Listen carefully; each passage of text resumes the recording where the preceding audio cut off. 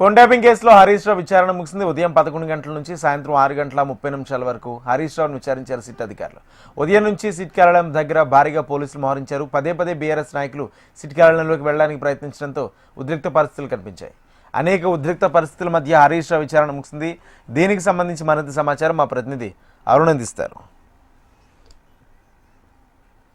తెలంగాణలో సంచలనం సృష్టించిన ఫోన్ ట్యాపింగ్ కేసులో ఈరోజు హరీష్ రావుని విచారణకు పిలిచారు. అయితే ఈ నేపథ్యంలోనే ఉదయం 11 గంటల నుంచి కూడా విచారణ కొనసాగింది. దాదాపు 7:30 గంటల పాటు విచారణ కొనసాగి 6:30 గంటల ప్రాంతంలో అయితే హరీష్ రావు విచారణ అయితే ముగిసింది. మొత్తంగా హరీష్ రావు విచారణ సమయంలో మాత్రం జూబ్లీహిల్స్ పిఎస్ ఎదుట మాత్రం ఒక ఉద్రిక్త పరిస్థితులు అయితే కనిపించాయి. మొత్తం రాజకీయ కక్షలో భాగంగానే ఆ బీఆర్ఎస్ నేతలను టార్గెట్ చేస్తూ హరీష్ రావును ఫోన్ ట్యాపింగ్ కేసులో విచారణకు పిలిచారే తప్ప ఈ ఫోన్ ట్యాపింగ్ కేసులో హరీష్ రావుకు ఎలాంటి సంబంధం లేదని కూడా బీఆర్ఎస్ నాయకులు అయితే పదే చెప్తూ ఉన్న పరిస్థితి కూడా మనకు కనిపిస్తుంది. మొత్తంగా ఈ జూబ్లీహిల్స్ పిఎస్ పరిధిలో మాత్రం ఉదయం నుంచి కూడా ఒక హైడ్రామా అయితే కొనసాగిందని చెప్పుకోవచ్చు. మొత్తం జూబ్లీహిల్స్ పిఎస్ ప్రాంతమంతా కూడా పోలీసుల ఆంక్షల నడుమ అయితే హరీష్ రావు విచారణ కొనసాగిందని కూడా చెప్పుకోవచ్చు.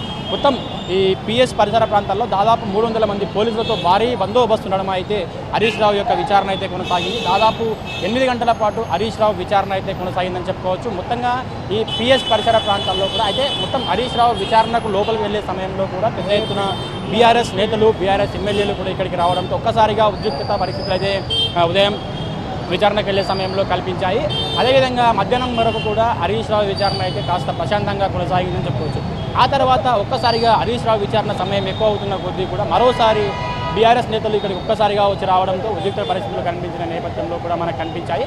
అయితే ఒకేసారిగా 200 మంది బీఆర్ఎస్ నేతలు ఇక్కడికి రావడంతో మొత్తం ఇక్కడ పోలీస్ స్టేషన్ ప్రాంగణం అంతా కూడా భారీగా ఆందోళన అయితే ఆ బీఆర్ఎస్ నేతలు ఆందోళనలు అయితే చేపట్టారు. అయితే వారందరినీ కూడా చెదరగొట్టేందుకు పోలీసులు కూడా మొత్తం దూరంగా ఈ పోలీస్ స్టేషన్కు పరిధి దాదాపు అటు 100 మీటర్లు ఇటు 100 మీటర్లు మొత్తం కూడా పంపించడం జరిగింది. ఆ తర్వాత ఇప్పుడు హరీష్ రావు విచారణ ముగిసే సమయంలోనూ కూడా పెద్ద ఎత్తున బీఆర్ఎస్ నేతలు ఇక్కడికి ఆందోళనలో దిగడం జరిగింది. మొత్తంగా అయితే ఈ ఫోన్ ట్యాపింగ్ వ్యవహారంలో ఇప్పటికే ప్రభాకర్ రావును అదేవిధంగా మరికొంతమంది అధికారులను విచారించిన సమయంలో కూడా పోలీసులకు సంబంధించి వారిని అడ్వకేట్ సమక్షంలోనే విచారించారు. అయితే హరీష్ రావును విచారణకు వెళ్లే సమయంలో మాత్రం న్యాయవాదులను లోపలికి అనుమతించకపోవడంతో బీఆర్ఎస్ లీగల్ సెల్ కూడా పెద్ద ఎత్తున ఆందోళన చేపట్టింది. అసలు ఎందుకు అనుమతించట్లేదు, సుప్రీంకోర్టు గైడ్లైన్స్ కూడా ఉంది అని చెప్పేసి ఒక హైడ్రామాను అయితే క్రియేట్ చేశారు. మొత్తంగా హరీష్ రావు పోలీస్ ట్యాపింగ్ వ్యవహారంలో దాదాపు 8 గంటల పాటు విచారణ పూర్తయిన నేపథ్యంలో మాత్రం భారీ బందోబస్తు నడుమ అయితే హరీష్ రావు విచారణ అయితే పూర్తయిందని చెప్పుకోవచ్చు. మొత్తంగా హరీష్ రావు విచారణ అయిపోయిన సమయంలో బయటికి వెళ్ళే సమయంలో కూడా పెద్ద ఎత్తున బీఆర్ఎస్ కార్యకర్తలు ఇక్కడికి చేరుకోవడంతో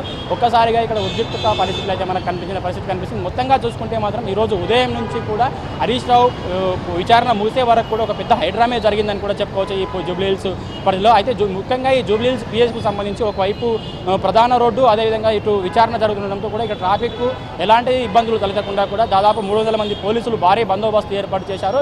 ఈ భారీ బందోబస్తులో భాగంగా శాంతి భద్రతకు ఎలాంటి విఘాతం కలగకుండా కూడా ఇక్కడ ఈ విచారణ అయితే హరీష్ రావు విచారణ అయితే ముగిసిందని కూడా చెప్పుకోవచ్చు. మొత్తంగా ఒకవైపు బీఆర్ఎస్ నాయకుల ఉద్రిక్త పరిస్థితుల నడుమ లోపల విచారణ జరుగుతున్న సమయంలో కూడా పదే బీఆర్ఎస్ నాయకులు ఈ పోలీస్ స్టేషన్కి వెళ్లే క్రమంలో కూడా ఉద్రిక్త పరిస్థితులు మనకు కనిపించాయి. మొత్తంగా దీనికి సంబంధించి కూడా ఈ పోలీసు యంత్రాంగం అంతా కూడా కట్టుదిట్టమైన భద్రత ఏర్పాటు చేసి శాంతి భద్రతలకు విఘాతం కలగకుండా బీఆర్ఎస్ నాయకులను ఎక్కడికక్కడ నిల్వహించే ప్రయత్నం చేశారు.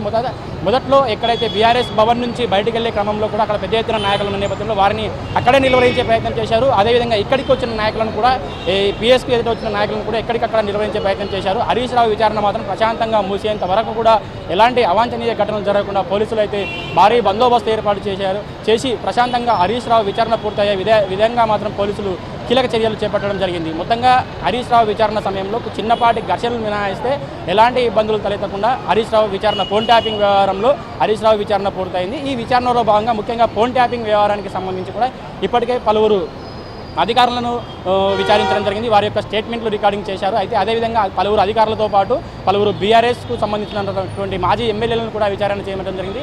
ఈ విచారణలో భాగంగానే వారి యొక్క స్టేట్మెంట్ల ఆధారంగానే హరీష్ రావుకు సాక్షిగా అయితే 160 CRPC కింద నోటీసులు ఇచ్చి ఆ నోటీసులో భాగంగానే ఈరోజు 6:30 గంటల వరకు కూడా ఈ హరీష్ రావును అయితే విచారణ పూర్తి చేయడం జరిగిందని చెప్పుకోవచ్చు. మొత్తంగా ఎలాంటి అవాంఛనీయ ఘటనలు జరగకుండా భారీ పోలీసు బందోబస్తు నడుమ అయితే హరీష్ రావు విచారణ ముగిసిందని చెప్పుకోవచ్చు. వీడియో జర్నలిస్ట్ వీరబాబుతో అరుణ్, HM TV, హైదరాబాద్.